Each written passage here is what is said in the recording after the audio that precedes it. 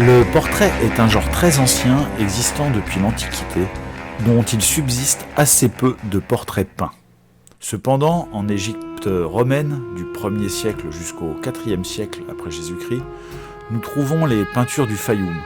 Cet ensemble de portraits était réalisé du vivant des personnes et inséré après leur mort dans les bandelettes au niveau du visage de la momie concernée. Par la suite, dans les premiers siècles du Moyen-Âge, c'est l'interdiction de peindre ou de sculpter des êtres humains qui prédomine. Après près d'un millénaire de mise à l'écart, l'art du portrait revient progressivement sur le devant de la scène. C'est à la Renaissance qu'on exige de l'artiste qu'il réalise un portrait qui reflète la singularité de la personne vivante. Le roi de France Jean II le Bon est le premier à se faire portraiturer. Les frères de Limbourg ou Van Eyck représentent ainsi des hommes d'affaires hollandais. Au XVIe siècle, Venise impose un style international au portrait grâce à Giorgione et à Titien, qui peint aussi bien François Ier que Charles Quint. Progressivement, l'art du portrait se transforme essentiellement en art de cour. Au XVIIIe siècle, le portrait connaît un âge d'or. Les grands commandent leurs portraits aux peintres en vogue et les représentations de la famille et de l'enfance se multiplient. Au début du XIXe siècle, tous les grands peintres font des portraits, quel que soit leur style ou leur thème favori. Le cubisme caractérise une tendance stylistique initiée par Pablo Picasso et Georges Braque vers 1907, qui se développe dans toute l'Europe jusque dans les années 20. C'est Henri Matisse qui qualifie de cubiste le tableau de Georges Braque, Maison à l'Estaque. L'idée est ensuite relayée par le critique d'art Louis Vauxhall, qui, pour décrire ces demeures géométriques, parle de petits cubes. Le cubisme résulte de l'influence des arts africains et ibériques, ainsi que des compositions tardives de Paul Cézanne. Nous trouvons 3 phases dans le mouvement cubiste. La première, vers 1907, appelée cubisme cézannien, se définit par sa palette sombre et ses formes géométriques malmenant la perspective. En 1909, la démultiplication des points de vue engendre une décomposition de la forme presque dissoute dans l'abstraction. Dès 1912, l'introduction du collage permet de ressaisir la réalité dans une ultime phase synthétique, faisant disparaître le réalisme. Parmi les cubistes, nous trouvons Picasso et Braque bien sûr, Juan Gris, mais aussi Picabia, Robert Delaunay ou encore Fernand Léger, qui systématise la réduction géométrique de la réalité. Nous allons nous intéresser au portrait et à cet aspect simplifié du cubisme qui est la démultiplication des points de vue, c'est-à-dire l'association des vues de face, de 3/4 ou de profil sur un même portrait.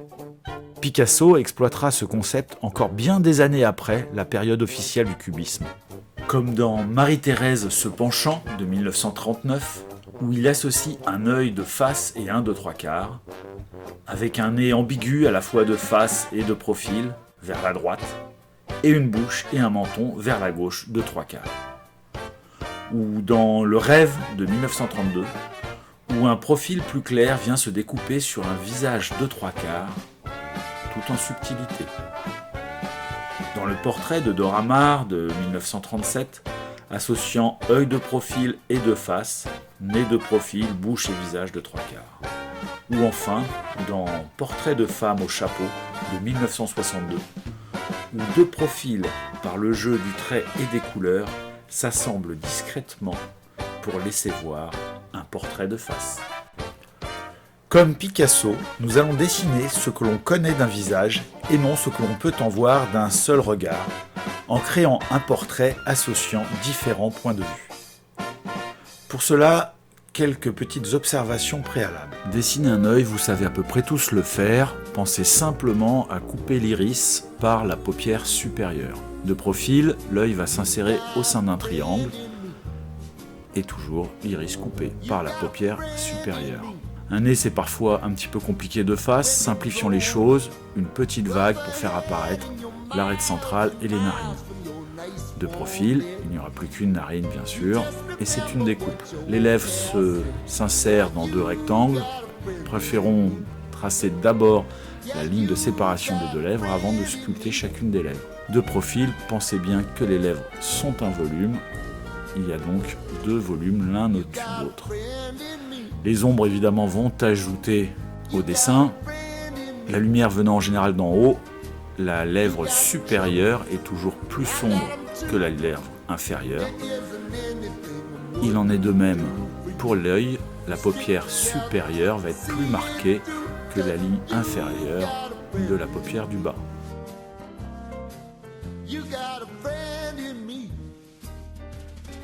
Le profil est une découpe. Pensez à toujours écarter un petit peu l'œil du bord du visage.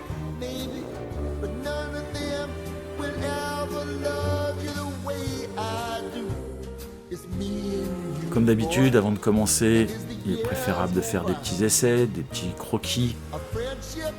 Essayez différentes possibilités de mélange sur un profil, ou bien un profil au sein d'une face.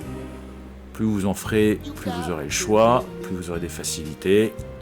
On peut même aller jusqu'à la caricature cubiste en exagérant certaines parties du visage. Et voilà, un portrait d'inspiration cubiste réalisé à l'encre avec des réaux au marqueur et au feutre. Alors je vous présente quelques travaux réalisés par les élèves. Cela va peut-être vous inspirer, il y a des belles choses. Je ne vous ai pas proposé de liste de matériel pour cette création parce qu'on peut travailler comme on le souhaite, que ce soit à la peinture comme ici, ou bien au feutre, au crayon, à l'encre, au fusain. On peut même travailler en collage en imprimant différentes photos d'un même visage, prises sous différents angles et en s'amusant à les assembler et pourquoi pas les mélanger avec d'autres techniques.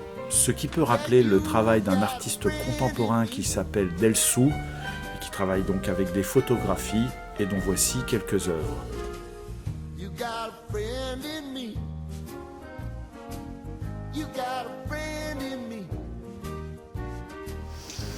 Voilà les enfants, une consigne où on va s'amuser avec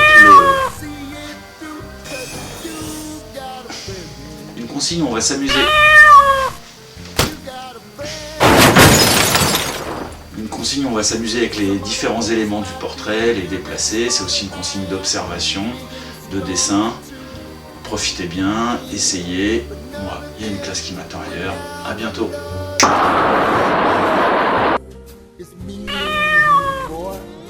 And as the years go by, a friendship will never die. You're gonna see it's our destiny. You got a friend in me. You got a friend in me. You got a friend in me.